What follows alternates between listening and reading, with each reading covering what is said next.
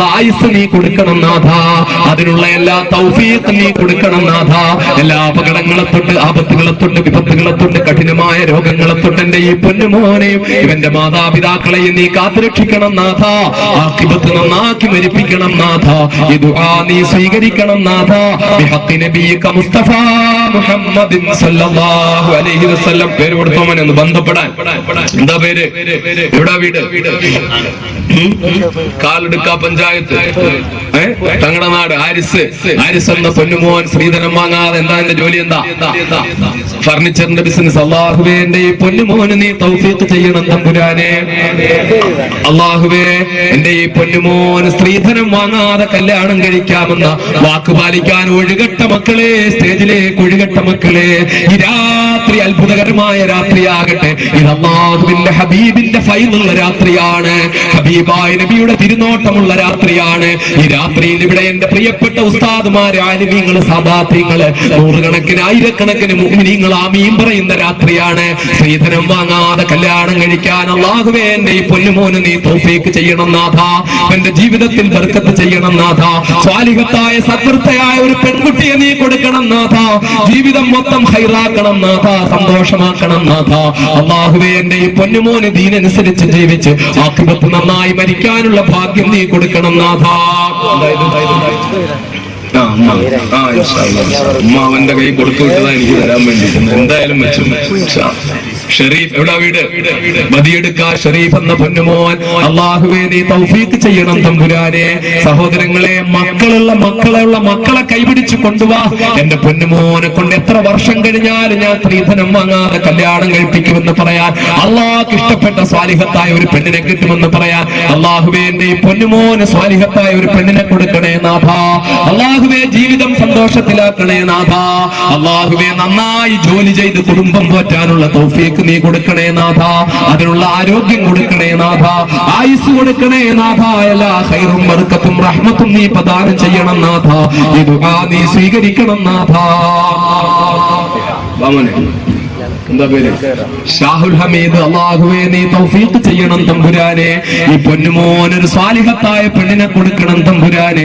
അല്ലാഹുവേ എല്ലാവിധ അപകടങ്ങളിൽ നിന്ന്, ആപത്തുകളിൽ നിന്ന്, വിപത്തുകളിൽ നിന്ന്, കഠിനമായ രോഗങ്ങളിൽ നിന്ന് ഈ പൊന്നുമോനെയും ഇവന്റെ മാതാപിതാക്കളെയും നീ കാത്തുരക്ഷിക്കണം തമ്പുരാനെ.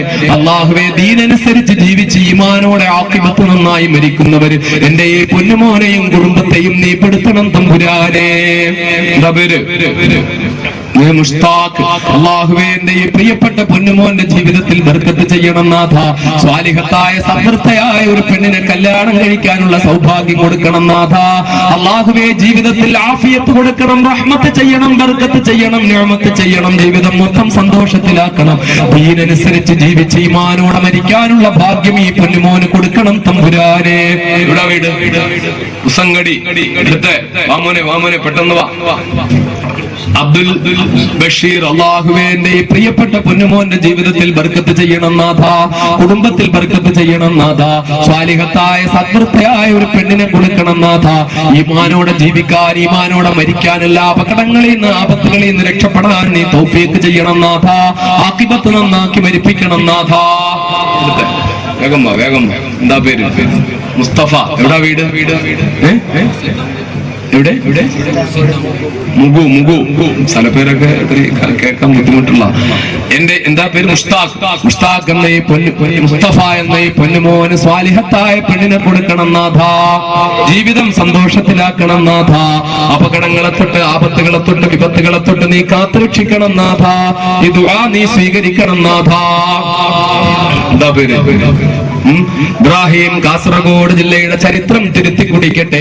ഈ പൊന്നോമന മക്കളെല്ലാം അവരുടെ നാടുകളിൽ അത്ഭുതം സൃഷ്ടിക്കട്ടെ.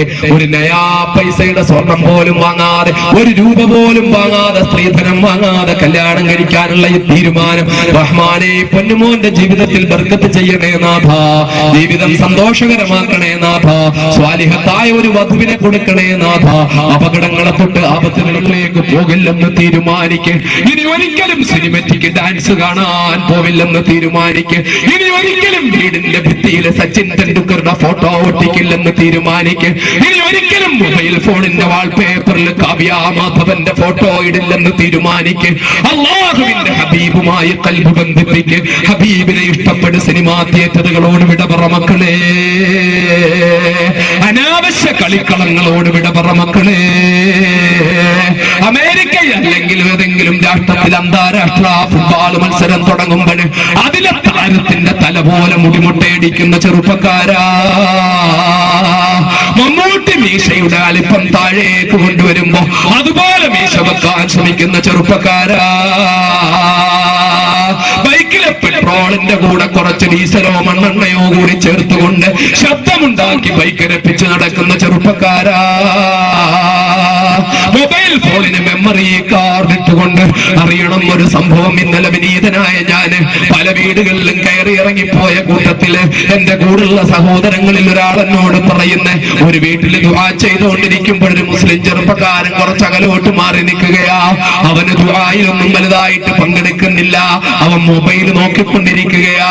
കൂടെ നിന്ന് ഒരാൾ പോയിട്ട് എന്താ മൊബൈലിൽ ഇത്ര അത്ഭുതത്തോടെ നോക്കുന്നതെന്ന് നോക്കുമ്പോൾ ഫ്ലൈറ്റ് അപകടത്തിൽ മരിച്ചവർക്ക് വേണ്ടി ദുആ ചെയ്തുകൊണ്ടിരിക്കുമ്പോൾ പോലും ഒരു മുസ്ലിം ചെറുപ്പക്കാരൻ മൊബൈലിൽ സെക്സ് കലർന്ന മെമ്മറി കാർഡ് ഇട്ട് കണ്ടുകൊണ്ടിരിക്കയാ. ഇന്നലെ എന്റെ കൂടെയുള്ള ആളെന്നോട് പറഞ്ഞതാ, അവിടെ കണ്ടിട്ട് അയാളോട് ചോദിച്ച് നിങ്ങളുടെ നമ്പർ ഒന്ന് തന്നേ എന്ന്, ഒന്ന് വിളിച്ചിട്ട് സംസാരിക്കാമെന്ന് കരുതിയിട്ട്. പക്ഷെ അയാൾ പറഞ്ഞു ഞാൻ ഇവിടുത്തുകാരനല്ല എന്ന് പറഞ്ഞ അയാളെന്ന് നടന്നുപോയി എന്ന്. എന്റെ പ്രിയപ്പെട്ട ചെറുപ്പക്കാരാ, വെള്ളിയാഴ്ച പള്ളിയിൽ നമസ്കാരം നടക്കുമ്പോ ജുമായിക്ക് കയറുന്നതിന് കുറച്ചു മുമ്പ് വരെ മൊബൈലിൽ ഇങ്ങനെ മെമ്മറി കാർഡ് ഇട്ട് കാണുകയാ. പരിശുദ്ധ റമദാനിൽ തറാവീഹ് പള്ളിയിൽ നടന്നുകൊണ്ടിരിക്കുമ്പോ ഇശാ നിസ്കരിച്ചെന്ന് വരുത്തി തീർത്തിട്ട് പുറത്തിറങ്ങി കൂട്ടായിട്ടിരുന്നിട്ട് ജോളിക്ക് വേണ്ടി കഥ പറഞ്ഞുകൊണ്ട് വേണ്ടി വന്നാൽ മെമ്മറി കാർഡിൽ തെറ്റായ കാഴ്ചകൾ കണ്ടുകൊണ്ട് റമദാന്റെ രാത്രികളിൽ പോലും ഇരിക്കുകയാ. എന്റെ പ്രിയപ്പെട്ട മുസ്ലിമേ, ഇങ്ങനെ ഇടം വരെ ചെന്നെത്താമെന്നാ കരുതുന്നത്? ഈ യാത്രയുടെ അന്ത്യം എന്താണെന്നാ കരുതുന്നത്? എന്റെ പ്രിയപ്പെട്ട സഹോദരങ്ങൾ അറിയണം, എപ്പോഴാണ് മഹാനായ ഖാബിദുൽ അർവാഹ് മലക്ക് അസ്റായീൽ അലൈഹിസ്സലാം എന്ന് പിടിക്കുന്നറിയോ? ഇങ്ങനെ തെറ്റിനകത്ത് ഇങ്ങനെ ആണ്ട് പൂണ്ട് കിടക്കുമ്പോൾ, ഇതിനകത്ത് ഇങ്ങനെ കെട്ടിമറിഞ്ഞ് കിടക്കുമ്പോൾ എന്റെ പ്രിയപ്പെട്ട സഹോദരങ്ങളെ അസ്റായീൽ വന്നാൽ എങ്ങനെയാ അസ്റായീലിന്റെ കൂടെ പുഞ്ചിരിച്ചു കൊണ്ട് പോകാൻ പറ്റുക?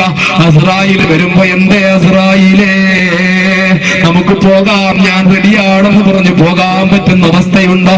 മഹാനായ ഇമാം ഗസാലി റഹ്മത്തുള്ളാഹി അലൈഹി തന്റെ പ്രിയപ്പെട്ട ശിഷ്യന്മാർക്ക് ക്ലാസ് എടുത്തുകൊണ്ടിരിക്കുമ്പോ പെട്ടെന്ന് പറഞ്ഞു, എനിക്കൊരു അതിഥി വരാനുണ്ട്, ഒരു ഗസ്റ്റ് വരാനുണ്ട്, ഞാനൊന്ന് അകത്തേക്ക് പോകട്ടെ, റെഡിയാകട്ടെ എന്ന് പറഞ്ഞു. ശിഷ്യന്മാര് കാത്തിരിക്കയാ.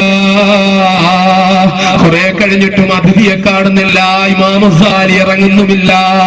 ശിഷ്യന്മാര് കഥക് തുറന്നകത്തേക്ക് പോയി നോക്കിയപ്പോ ഇമാം ഗസാലി പോയി സ്വന്തമായിട്ട് കുളിച്ച് റെഡിയായി. അദ്ദേഹം ശരീരമൊക്കെ തുടച്ചു വൃത്തിയാക്കി, അദ്ദേഹം വെള്ള തുണിക്കകത്ത് കയറി കഫം പൊതിയുന്ന തുണിയിൽ കയറി കിടന്ന്, എന്നിട്ട് അദ്ദേഹം തന്നെ അത്തർ പുരട്ടിയ പഞ്ഞി കണ്ണിലും ചെവിയിലും വെച്ച് അസ്റായീൽ വന്ന് റൂഹ് പിടിച്ച് അസ്റായീലിന്റെ കൂടെ പോയി കഴിഞ്ഞതിന് ശേഷമാ ശിഷ്യന്മാർക്കകത്തേക്ക് കയറി കാണാൻ പറ്റിയത്.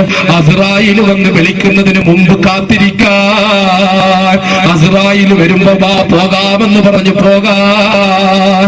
എന്റെ പ്രിയപ്പെട്ട സഹോദരങ്ങളെ, കഴിയേണ്ടതില്ലേ? ഈ കഴിഞ്ഞ ദിവസം അൻവാർ ശരിയുടെ തൊട്ടടുത്തുള്ള ഒരു ചെറുപ്പക്കാരന്, എന്റെ നാട്ടിലെ ഏറ്റവും നല്ല യുവാക്കളിൽപ്പെട്ട പൊന്നുമോന, അഹ്ലുസുന്നത്തി വൽ ജമാഅത്തിന്റെ ആശയാദർശത്തിൽ അടിയുറച്ച് വിശ്വസിച്ച് എപ്പോഴും 5 നേരം പള്ളിയിൽ പോയി നമസ്കരിച്ച് ഓട്ടോ ഓടിക്കുന്ന പൊന്നുമോന. പക്ഷെ ഒരു ജമാഅത്തും മുടക്കില്ല. ആരെങ്കിലും ജമാഅത്തിന്റെ സമയത്ത് തൊട്ടു മുമ്പ് വന്നിട്ട് എത്ര രൂപ കിട്ടുന്ന ഓട്ടം വിളിച്ചാലും പോവില്ല.